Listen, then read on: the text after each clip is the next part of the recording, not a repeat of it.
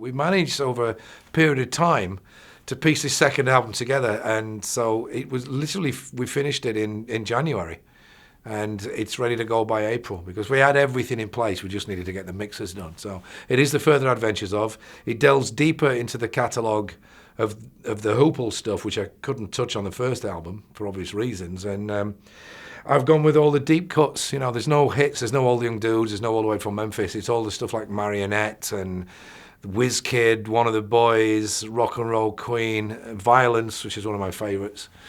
And it's just me paying homage to what is my favourite band of all time. You know, I love the Beatles and I love the Stones, but Mott the Hoople are my band. And some of these songs, they've been criminally ignored for years and years. Never hear them on the radio. And I thought, well, if I can just get my versions into people's subconscious, if you like, then, you know, they'll go back and check out the originals maybe. So it's a fun project to do, but it's just me giving them a little bit back, really.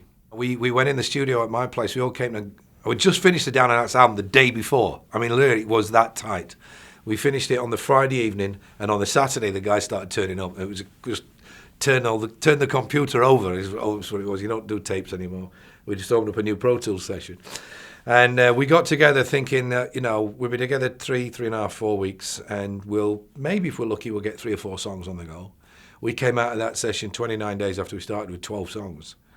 All of various different undress, in fairness. Some of them, in fairness, we could actually release tomorrow because they're done, you know. Some of them are just instrumental at the moment. Some of them have got la, la, la melodies over the top with no lyrics. So we're just continuously working on it. But we were really shocked at how much we were backed up with songs. We hadn't done an album since 2008, so there's a lot of ideas been percolating for quite a while. And it was a very open forum. It was a fantastic, relaxed time. It was the most creative period that I've ever experienced in this band because it was the 5 of us in one room with the co-producer Ronan, and we just banged out ideas, and we weren't treading on each other's toes to get an idea to the front.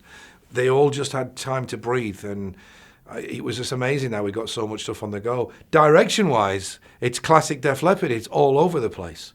There's some pop, there's some blatant pop, there's some 80s pop, there's 90s sounding stuff, there's classic 70s Zeppelin-esque rock, long tracks, there's some songs that are barely 3 minutes long.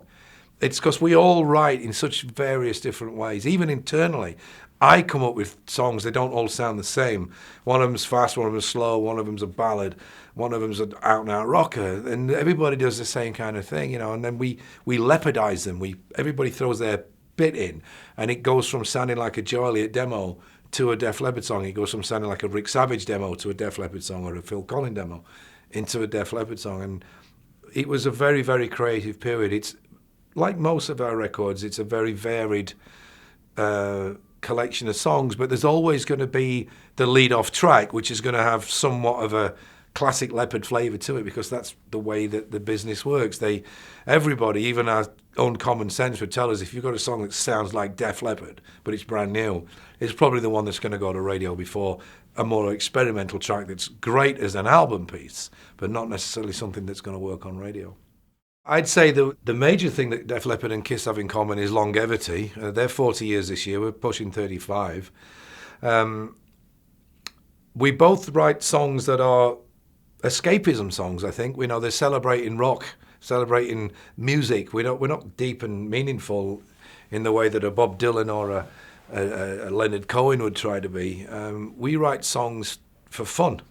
We want them to be fun, and we want to be heard as fun. And you don't hear 12-minute blues jams on a Kiss record, and you don't hear on a Def Leppard album either. So I'd say that's what we've got in common. There's a commerciality about the songs that both bands write, and they're very celebratory. They're all punch the air, you know, kind of very positive.